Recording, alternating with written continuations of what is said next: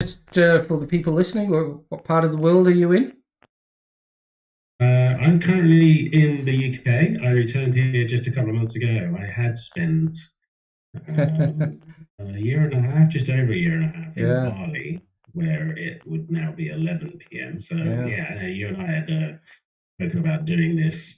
It's clearly easier to do now that I'm back here. Yeah. yeah. I'm so jealous of your trip to Bali there and your adventure. Sounds awesome, and I think everybody should do something like that sometime in their life. It would be It's absolutely awesome. Mm, it's a yeah, really, really rich experience. It's a very rich experience, and yeah. I don't mean it financially, but I do mean, the richness of experience. Yeah. Bali, kind of, gosh, it's hard to put into just a few words. So. We've just recently become empty nesters. I think I was telling you, and so ideas like that are on the cards. We just haven't figured out the details yet. Yeah, That'd be yeah, cool. I recommend it. I recommend it, and I went, with everything that kicked off last year. I originally went with the intention to go for like 6 months and then make a decision, and the decision was made for me as it was for a lot of people around the world to stay put. Yeah, yeah, yeah. So it Mm, ended up being 19 months. mm. Well, glad to have you on. If you don't mind, let me introduce you properly. Phil Goddard. Am I pronouncing it correctly? Goddard generally, but it doesn't bother Yep. me, however Awesome. it's pronounced. um, Helps business owners and leaders throughout their condition to go through the rule of in their book of life. Liberating them to enjoy intimate and fruitful personal and professional relationship. I think it's really awesome. I want to really dive into that a little bit, if you don't mind, today, because I think that is so important today, especially coming out of COVID. And really love to hear what you've got to say about that. His clients typically end their tireless quest for self improvement, and instead of finding themselves, and instead of struggling with that, they find themselves free, simply enjoying life in harmony with nature and their own well being, which is again really great. And you've done some of that yourself, so you're speaking from experience. He's a coach, speaker, leadership consultant. He's been in the coaching industry for about 30 years, have worked 20 years in the corporate leadership world. So, mixing your own experience with that corporate experience and, helping teams and leaders, is it fair to say teams and leaders through the transformation of their relationship together, as well as that opportunity of helping them go through their own self discovery and well being. Phil has coached. I'm amazed. Some of the things that you've done. Hollywood actors, international models, journalists, artists, authors. The list goes on. So, really grateful that you're taking the time to actually be with us today and share some of that experience. And Thank you. Thank you. you and I had some really great conversations, which has led to us doing this today. So um, it's a shame we didn't record that last conversation because there were some interesting tidbits that we went into. But listen, tell me a little bit about this transformation, leadership, the process, and what made you, look into that and make that your focus. It's really, I guess it's something that I stumbled upon or that it found me, and it probably sounds kind of cliche, but um, I started, I wasn't even aware of it, but I started coaching people in a leadership position I had at the time in 1991, would have weekly one-on-one conversations with people and encourage people to bring it all to the table, and I'd be very present with them, whatever they have going on. And I'd always had this thing about people of just really seeing the best in them, seeing their infinite possibility, and also out of those leadership positions, like developed my interest in spirituality, in all things really about performance, who we are, what has us tick. And having these coaching conversations for quite a long time. And part of that process, of course, was this, wanting to be the best of ourselves, maximizing this opportunity that we have here on Earth in this realm. And really, for quite some time, I guess, like many people, I had become my own self-improvement project. And noticed, it's really again, hindsight, isn't that wonderful? If Amazon ever sell hindsight in a car, right? So just looking back, and really that's how we get to understand what was going on. But I can see that I always felt, well, I wasn't enough. There was more for me to do. I had to be different. It was really all of that stuff was really taking me away from the only thing that I've got, which was now, like just enjoying this moment and indeed enjoying who I am now. And the kind of cosmic joke is that the more I have started to do that, probably the more joyful I experience life, the more easy creativity tends to flow, the more of service I am to people, the more prosperity I experience. It's really, I guess, I think my bio does say, I think you touched on it, didn't it? That my clients get to realize that I don't really need to be really doing so much work on myself, because it sounds so cliche, doesn't it? That we kind of are enough already. We've got this. And it's like who we already are, who we truly are, gets a chance to show up once we stop kind of looking elsewhere at this idea of who we need to be or what we should be doing instead. Right. So for me, my work, particularly over the last, I guess, 5 to 10 years, has become much more about embracing and understanding, indeed, and accepting and indeed loving all that it is to be human, rather than probably the previous 20 years, which is all about trying to transcend this experience of being human. Yeah. It's really interesting, and I think I shared with you last time, when you talk about that hindsight, I wish myself, as we talked, I was introduced to behavior in high school. I was very fortunate, but my grades and skills and strengths were in engineering and electronics. And so my journey was down that path, while my passion was always working with people and so forth. So if I could go back in time and change that, the question is, would I change it? Because all those experiences are who I've become today. So the question, I guess, coming out of that for you is this just as relevant for young people as it is for, us older generation with all this experience?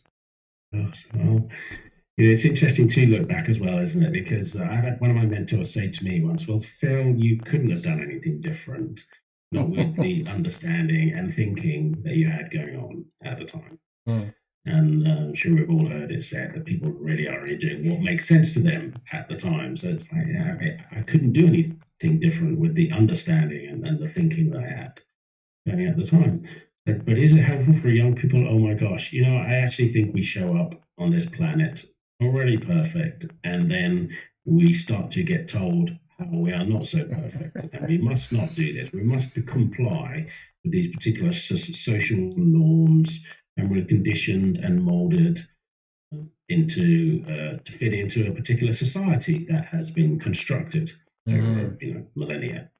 Right. So I think it's almost like an unlearning, really. So is this applicable to children? I think right from the off, if we can help young people understand where they're being subjected to conditioning, and that they're able to check in with themselves as to whether this allows them to truthfully express and be who they know themselves to be, before they lose touch with it. I mean, that for me is a very, very familiar client story arise. I'm just, once we delve below perhaps the choppy waters, what's really going on is that person has lost touch with who they really are. Right. They really, and it tends to catch us when we might wake up and realize, oh, I'm not living the kind of life that I want to live. I can look back and think, oh my gosh, I've had periods of like 10 years of my life where I've done that. And for many people, it can often be much longer. So Right. is encouraging our youngsters perhaps look in this direction useful? I think so. It's perhaps the most precious thing we've got is indeed our time, right? That's the only finite resource that we seem to have. Yeah, and I think we ended up chatting a little bit about the parallels between that and the behavior intelligence work that I've been involved in for the last decade and a half, and what you're just expressing to me. I wonder if there's a method here, and tell me if that's what you do. Society has created a lens for us to look at each other through these filters, these biases and judgments, right?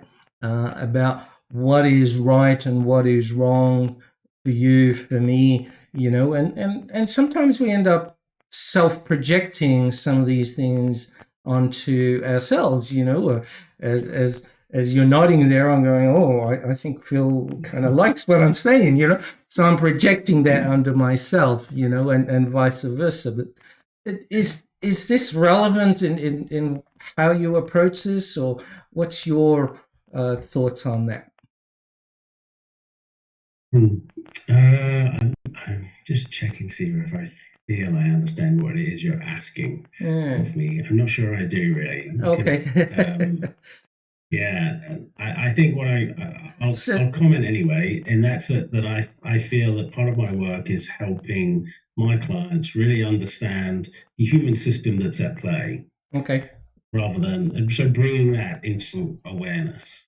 But indeed, things like conditioning that we're subjected to, so that we can navigate a society that has been constructed and all of the systems that have been constructed.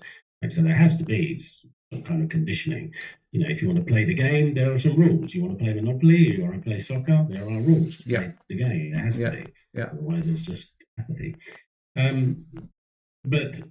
So I think I think there is from our previous conversation. There are some differences between the kind of work that you're doing and I'm doing, because although I don't dive particularly so much into perhaps technique, I'm focusing very much on bringing awareness and understanding. The technique is, for me, the awareness and indeed understanding and the process of creation as well that's always going on. So it's not like I'm not adverse to actually using techniques and systems to help us create what it is that we want, but very much that becomes a very natural thing. The more we understand, if you like, the process of creation, and by that I mean, whatever it is we're creating in life, our experience, our reality, or even things outside of us, just to really understand where that is coming from. That answered your question. I think if I were to clarify, and you did answer it was when people start to understand their conditioning, as you said, they can start to become aware of how they became the way they are. And at that point is when they can actually look at that and decide what is working well for them, what is not working well. And the only add-on that we have is we have a tool called AccuMatch that allows us to map that so that they can quickly go through that journey and identify some of those hotspots really quickly. But what you've alluded to is you can do this whether you have a tool or whether you have a method of helping people go through that journey and that self-awareness, self-discovery. Does that make sense? Yeah, for sure. Because I think it's kind of like I can have a tool that I can probably use without any understanding whatsoever, and indeed that can still just be useful.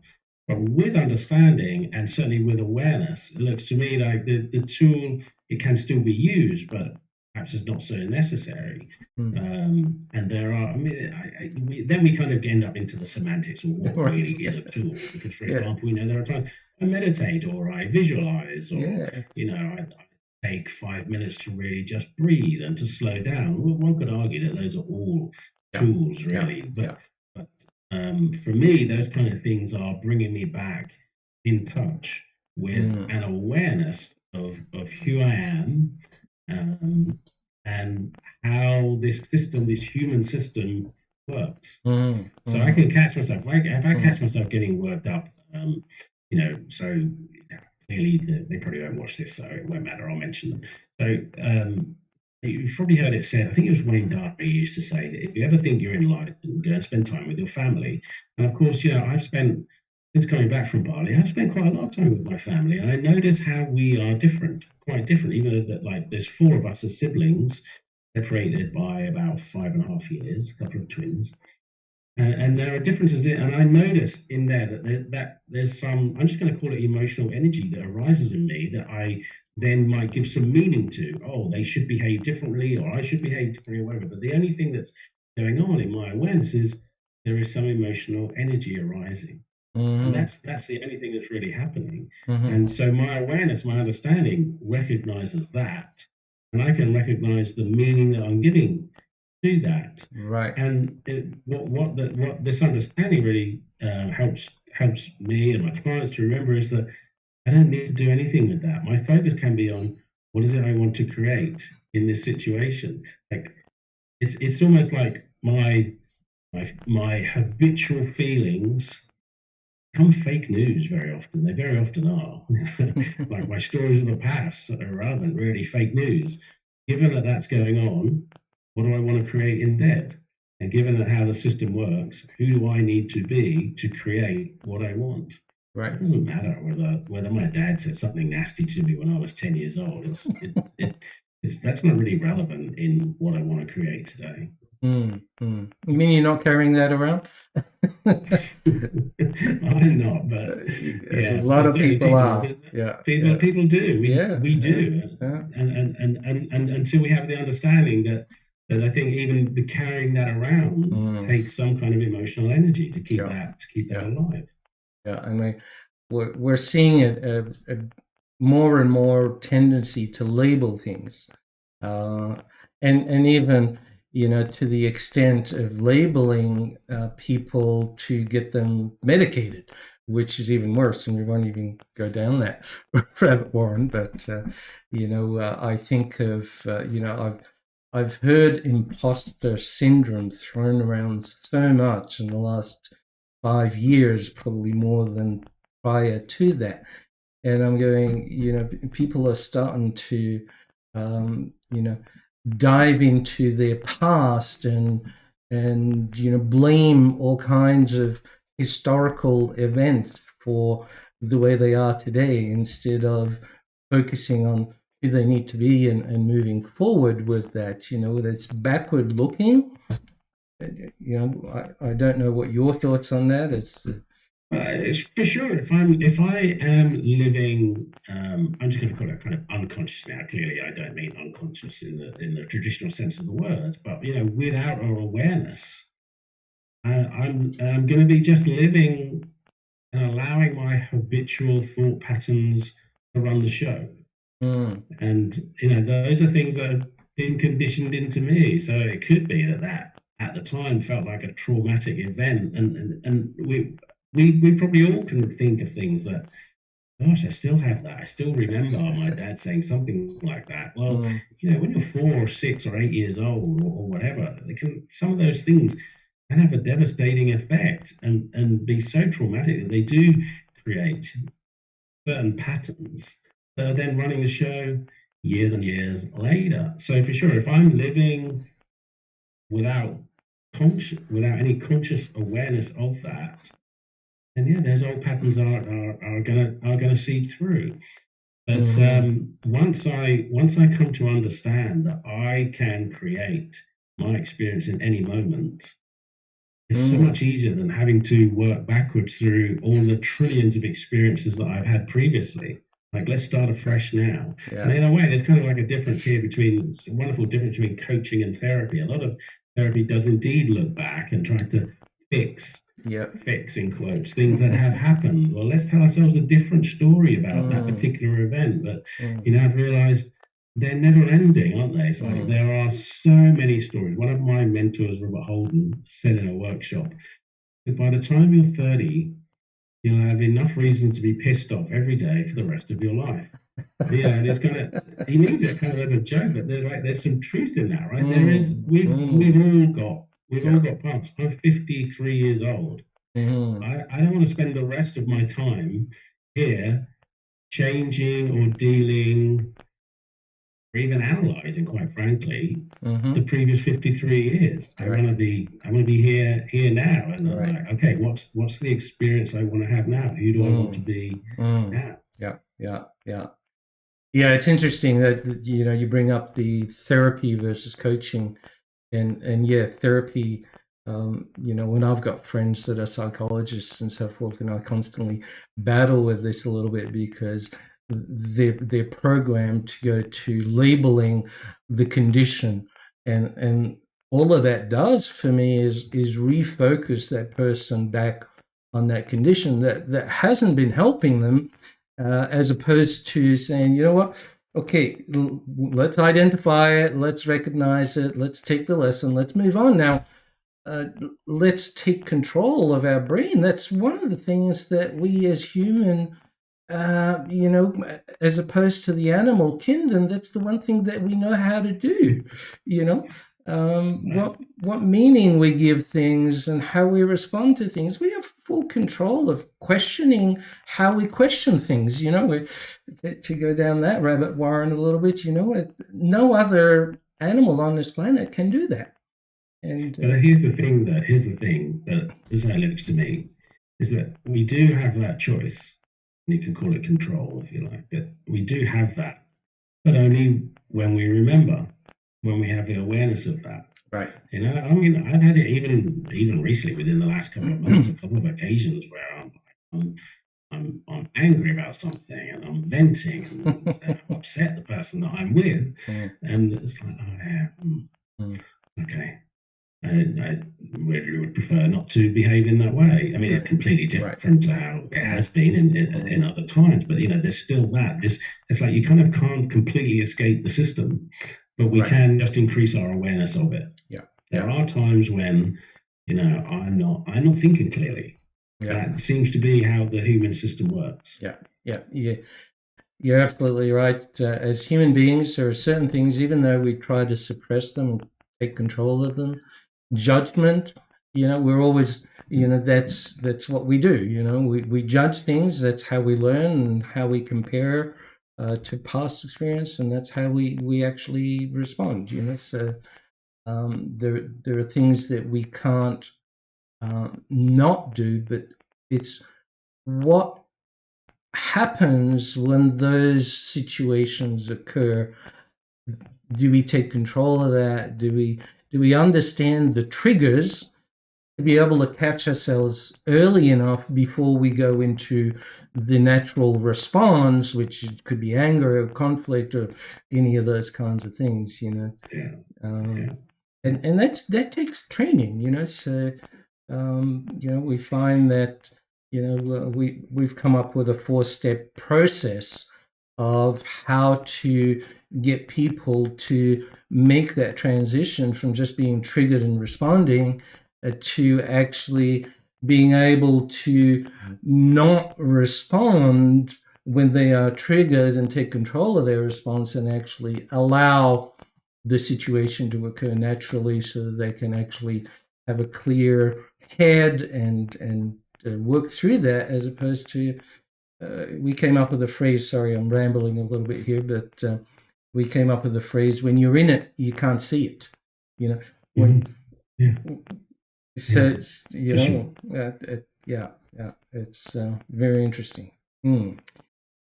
So the journey for people, if I can bring this back to some kind of format here that we were going down,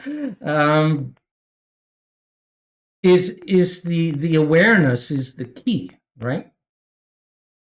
If you don't become It looks that aware, way to me. go ahead. Sorry. Yeah. No, I just said, yeah, it looks that way to me that's, no, I'm going to put a percentage. I'm just kind of thinking, yeah, it's like 80, 90, 99% or whatever, but it's just like, Yeah. that certainly seems to be key. Yeah. Yeah. If you're almost to the extent that, like, if I don't understand that this is made of Play-Doh, then I can't really entertain the option that I can create a different shape. But in my awareness that it's Play-Doh, that opens up a whole load of infinite possibilities. right. You know, if there's a monster and it looks like a monster, I deal with the monster the best I can. But the moment I understand that the monster is made of Play-Doh and it can be something else, great. Yeah. Yeah.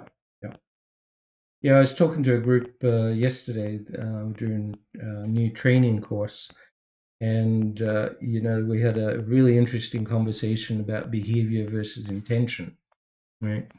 And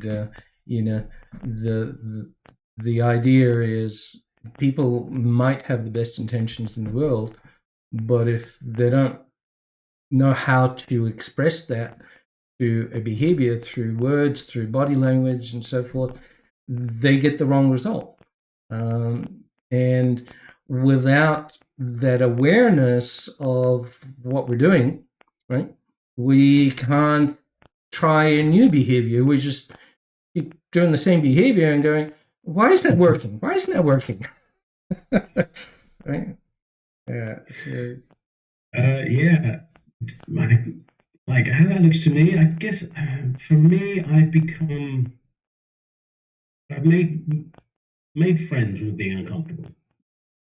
Like for a large part of my life, and I think again, this is part of the what it is to be human is for us to avoid discomfort, and that's plowed into us, right from the off, and to that we shouldn't have certain feelings. You want to try and avoid feeling sad or depressed or anxious or angry or whatever. Like that's how most of us have been brought up, that those things are bad and you need to be doing something about those. Whereas my relationship with all of that stuff has shifted. So now, when that occurs, there isn't really anything. I don't really need to be doing anything with that. So it looks to me that once I change my relationship with the discomfort, then I'm more open to trying something new. So most of us will stay with our old habitual patterns because it's deeply in us to stay with the known. Most of us are shit scared of the unknown. That's it, right? We don't want to know. Because we don't know, we don't want to go there. I think most people have a fear of death. I think we've seen probably articles that suggest public speaking is more fearful, but a lot of people are scared of death because it does seem to be like that's like the ultimate unknown. Nobody's ever, maybe one person has, but very few people appear to come back and report what it was like. It's fascinating to listen to people who've had near-death experiences who all tell the same kind of story. But I think with me, okay, discomfort. What if I can live without avoiding discomfort? What if I'm willing to do that? And just one example, I'm okay with feeling rejected then. I'm okay with if I go into a situation, instead of trying my hardest to fit in, as in to avoid being rejected, I'm actually okay with being kicked out. In fact, I've kind of realized, if you go somewhere and actually try to be kicked out, that can be even more fun than trying to be accepted. So that's kind of going to the other extreme. But really, my point here was that once we stop plowing so much energy and our life force into avoiding discomfort and trying to avoid certain experiences, we become much more free. Much more free. Yeah. That's a really telling thing that you share there. So it's awesome. If I can just summarize it a little bit in my own words, when I discover that something is uncomfortable, what do I do with that?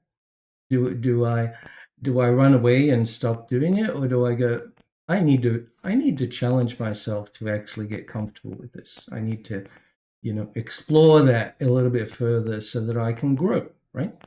Um, and the way we understand neuroscience and neurology and the brain is not wired to work that way. The brain is wired to protect us. It does everything to just avoid, as you said, all the things that might hurt us, emotionally, physically, and financially. I've discovered recently, for a lot of people on the planet today, those are the three things that we fear the most. And so the brain just automatically says, don't do that, don't do that, don't do that, right?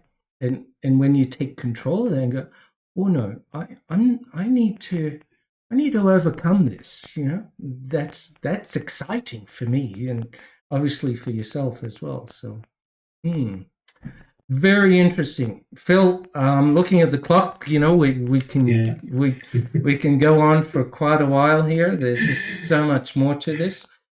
We'd love to have you back. And thank you for your time. Just before we go, what are 2 or 3 nuggets that you would leave people with to say, do these 2 things?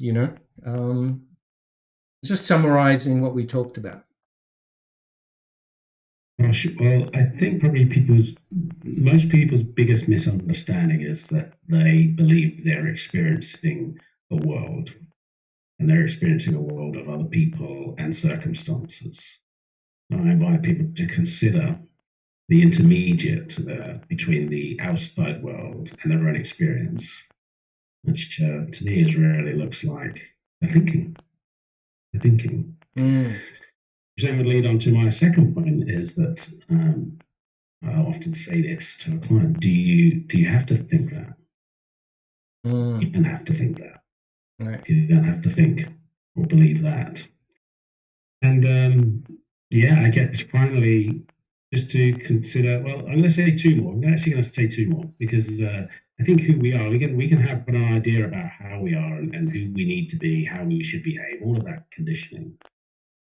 So there's a final piece here of what would it be like to live without trying to avoid experiences, trying to avoid uncomfortable experiences. And then this final question, which comes from a mentor of mine, as I've already mentioned, who's had quite an impact on me many years ago now. And he invites this inquiry: what's it like to be you? You're not trying to be somebody. What's it like to be you when you're not trying to be somebody?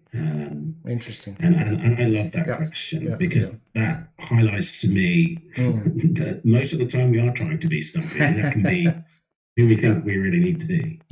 So I thoroughly enjoyed the conversation. Love to come back. But thank you so much. No, thanks, Phil. And guys, this is behavior intelligence, and I can't help but say, if you don't have the wealth and experience that Phil has, maybe do take a look at AccuMatch as a way of exploring our map and our unconscious patterns that are showing up, as Phil described there. The way you think. If you don't know it and you want to become aware, there are many ways to do that. Thank you. Thanks, Phil. Thank you. Thank you.